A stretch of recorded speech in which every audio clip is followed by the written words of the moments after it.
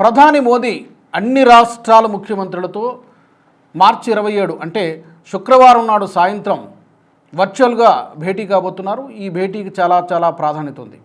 Agenda ఏంటంటే ప్రస్తుతం west ఏషియాలో జరుగుతున్నటువంటి యుద్ధానికి సంబంధించి మన సన్నద్ధత, అన్ని రాష్ట్రాల సన్నద్ధత, ఓవరాల్గా కంట్రీ భారత్ సంసిద్ధంగా ఉందా?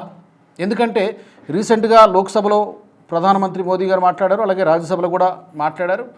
చాలా గడ్డు పరిస్థితులు ఎదురు కాబోతున్నాయి.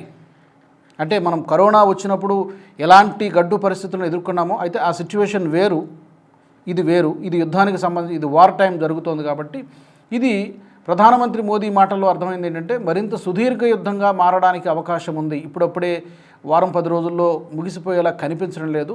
ప్రస్తుతానికి ఒక టెంపరీ పాజ్ ఉన్నప్పటికీ కూడా సుదీర్ఘకాలం కొనసాగేటువంటి సూచనలు కనిపిస్తున్నాయి. కాబట్టి మనం సంసిద్ధంగా ఉండాలి. అది ఎకనామికల్గా ఆర్థికపరమైనటువంటివి కావచ్చు, చమురు కొరత కావచ్చు, గ్యాస్ కొరత కావచ్చు, ఆ తర్వాత దాని కారణంగా వచ్చేటువంటి ట్రాన్స్పోర్ట్ సప్లై చైన్ మేనేజ్మెంట్ కావచ్చు, ఇలాంటి సమస్యలన్నీ కూడా ఎదురయ్యేటువంటి అవకాశం ఉంది. కాబట్టి వాటికి ప్రత్యామ్నాయ మార్గాలను మనం ముందుగానే తయారు చేసుకుని సిద్ధంగా ఉండాలి అని చెప్పేటువంటి ఉద్దేశంతో శుక్రవారం ఫ్రైడే మార్చి 27వ తారీఖు సాయంత్రం 6:30 గంటలకు వర్చువల్ భేటీలో అన్ని రాష్ట్రాల ముఖ్యమంత్రులతో ప్రధానమంత్రి మోదీ గారు మాట్లాడబోతున్నారు. కాకపోతే ఈ సమావేశానికి ఈ 5 రాష్ట్రాల్లో ఎన్నికలు జరగబోతున్నాయి కాబట్టి ఆ రాష్ట్రాలకు చెందినటువంటి ముఖ్యమంత్రులు పాల్గొనేటువంటి అవకాశం లేదు. బహుశా ఆ రాష్ట్రాల నుంచి క్యాబినెట్ సెక్రటరీ కానీ ఎవరైనా ప్రధాన కార్యదర్శులు ఎవరైనా కూడా సపరేట్గా దాంట్లో హాజరయ్యేటువంటి అవకాశం కనిపిస్తుంది. ఏదైనా కూడా ఈ సంక్షోభాన్ని ఎదుర్కోవడంలో, సంక్షోభం నుంచి బయటపడాలంటే మనం టీమిండియా లాగా కలిసికట్టుగా పనిచేయాలి.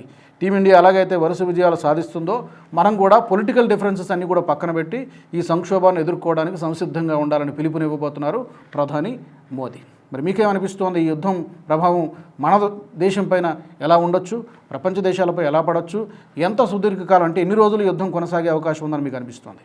కామెంట్స్లో పెట్టండి.